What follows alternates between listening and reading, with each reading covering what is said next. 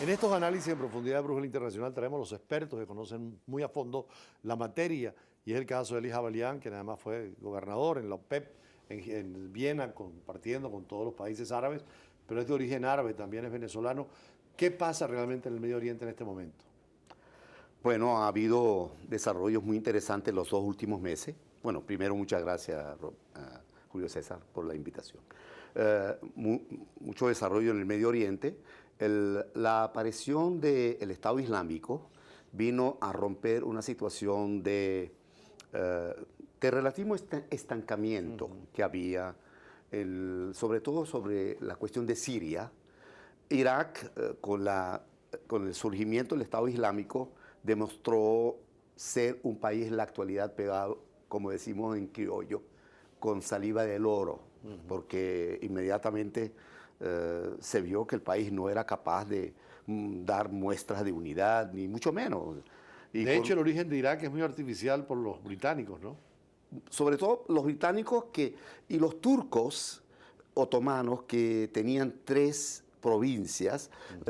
El Estado Islámico vino a romper el estancamiento y vino a complicarle la vida al proyecto iraní. También sí, es Sí, cierto. al proyecto iraní, porque Irán ya tenía una especie de pinza por el norte.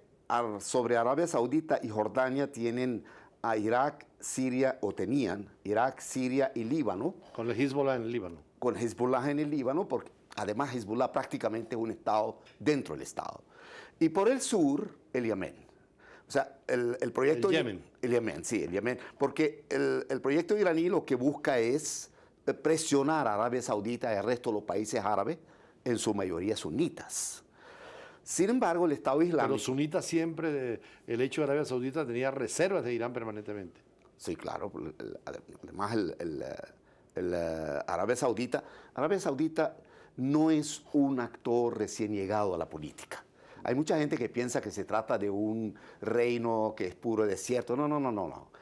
Arabia Saudita es gobernada por una élite que empezó a surgir con un proyecto político y geopolítico nada menos que en 1744. O sea, no estamos hablando de recién llegados a la política.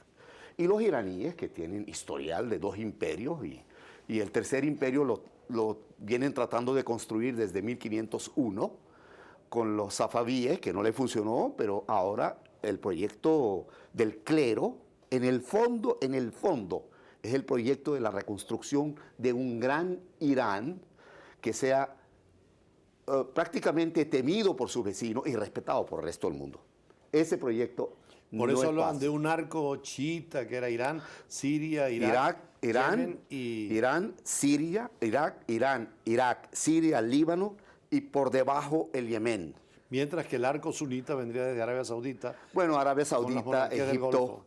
Jordania y Y los en la países guerra de del Golfo. Siria era como una especie de confrontación de los dos modelos.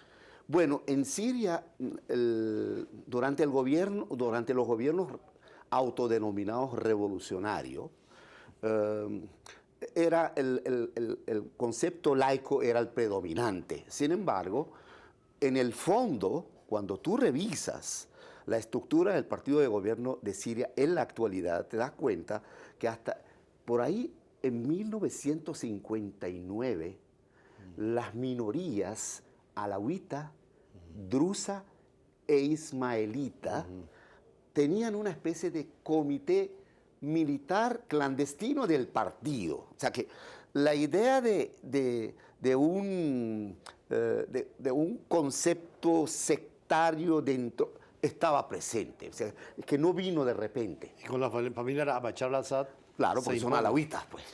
Bueno, la alawita es una minoría en Siria, ¿no? Una minoría, Que es mayoría que sunita. está en el oeste del país, Sí. en la costa.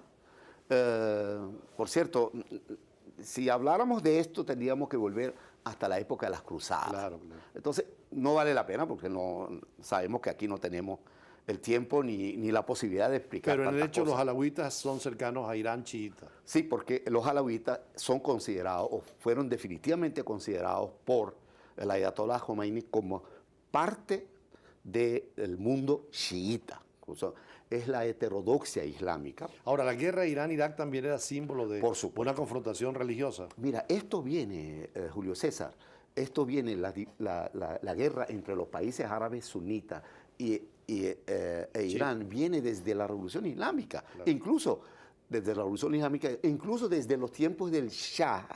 Solo que el Shah tenía una gran diferencia con respecto al clero. El Shah era pro-occidental.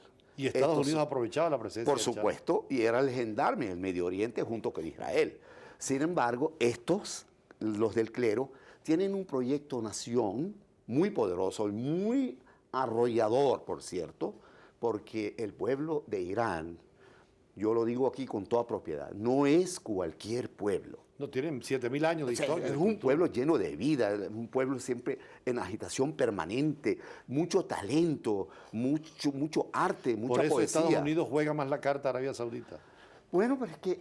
Y la carta de Saddam también. No, pero es que también los occidentales, recuerda que los iraníes son arios, o sea, son indoeuropeos, pues. O sea, de alguna manera tienen nexo con la raza europea, donde funciona el cristianismo y los valores occidentales. Sí, Y tratan por todos los medios de convencer a Irán que vuelva a ser amiga de Occidente, cosa que yo creo que es Que pareciera que va por ese camino ahora con Rouhani, ¿no? Bueno, los iraníes son muy hábiles en la política, Julio César, sumamente hábiles.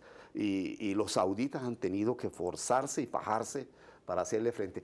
De hecho, apenas sale el Estado Islámico y le complica la vida a Irán en el oeste de Irak y el este de Siria, y le interrumpe la territorialidad del arco en la parte superior, ellos mandan a sus seguidores y a sus hombres en Yemen, los hausitas, a ocupar la capital Sanaa. O sea, hoy Sanaa está ocupada a través de guarimberos, porque son guarimberos definitivamente. Y aquí yo quiero hacer referencia también a los autodenominados gobiernos revolucionarios, que cuando esa tranca de calles y tranca de ciudades la hacen la derecha es guarimba, pero cuando la hace la izquierda es revolución. Sí, eso en todas partes del mundo. Bueno, así es. Entonces, en Yemen ahora están presionando a Arabia Saudita desde el sur, pero en el norte Irán no tiene lo mejor para ella. Irán está complicada con una crisis económica muy fuerte. Bueno, los bajos precios del petróleo afectan también a los iraníes. Ahora, ahí tenemos que desembocar en lo que significan los bajos precios del petróleo hoy. O sea, que los bajos precios del petróleo se deben, por una parte, a una economía mundial que no acaba de recuperarse, que todavía tiene problemas, y se debe también a avances tecnológicos que no se han hecho por la casualidad, ¿no? Claro. Los avances tecnológicos en el mundo de la energía, que es tan fundamental para el capitalismo. Claro. Porque al fin y al cabo... Más allá de las lulitas y las sacadas de gas y petróleo de las rocas en Occidente. Es que el capitalismo llegó a ser capitalismo gracias a la energía, que le permitió la producción en serie.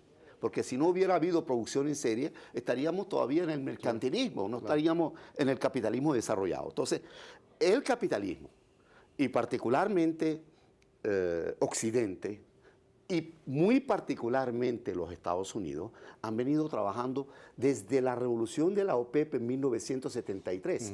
Fundaron la Agencia Internacional de Energía y establecieron toda una estrategia energética global que hoy está dando sus mejores frutos.